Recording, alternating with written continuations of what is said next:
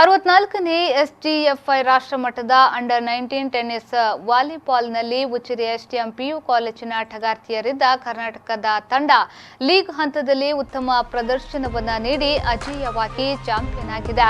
ತೆಲಂಗಾಣದ ಝಡ್ಪಿ ಕ್ರೀಡಾಂಗಣದಲ್ಲಿ ನಡೆದ ಫೈನಲ್ ಪಂದ್ಯದಲ್ಲಿ ಹೊಸದಿಲ್ಲಿ ತಂಡದ ವಿರುದ್ಧ ಸಿಂಗಲ್ಸ್ನಲ್ಲಿ ಉಚಿರೆ ಎಸ್ಟಿಎಂನ ಚಿತ್ರ 15-5, 15-13, ಡಬಲ್ಸ್ನಲ್ಲಿ ಸ್ಫೂರ್ತಿ ಹಾಗೂ ತನುಶ್ರೀ 15-4, 15-2 ಅಂತರದ ಭರ್ಜರಿ ಗೆಲುವು ಸಾಧಿಸಿ ಚಿನ್ನದ ಪದಕವನ್ನ ಗೆದ್ದುಕೊಂಡರು. ಆಟಗಾರರಿಗೆ ಎಸ್ಡಿಎಂ ಸ್ಪೋರ್ಟ್ಸ್ ಕ್ಲಬ್ನ ದೈಹಿಕ ಶಿಕ್ಷಣ ಶಿಕ್ಷಕ ಸಂದೇಶ್ ಪುಂಜ ಅವರು ತರಬೇತಿಯನ್ನ ನೀಡಿದ್ದಾರೆ. ಎಸ್ಡಿಎಂ ಶಿಕ್ಷಣ ಸಂಸ್ಥೆಗಳ ಕಾರ್ಯದರ್ಶಿ ಡಾಕ್ಟರ್ ಬಿ ಯಶೋವರ್ಮಾ, ಎಸ್ಡಿಎಂ ಸ್ಪೋರ್ಟ್ಸ್ ಕ್ಲಬ್ನ ಕಾರ್ಯದರ್ಶಿ ರಮೇಶ್ ಎಚ್, ಎಸ್ಡಿಎಂ ಪಿಯು ಕಾಲೇಜಿನ ಪ್ರಾಂಶುಪಾಲರಾದ ದಿನೇಶ್ ಚೌಟ, ಉಪ ಪ್ರಾಂಶುಪಾಲ ಪ್ರಮೋದ್ ಕುಮಾರ್ ವಿಜೇತರಿಗೆ ವಿಶೇಷ ಅಭಿನಂದನೆಯನ್ನ ಸಲ್ಲಿಸಿದ್ದಾರೆ.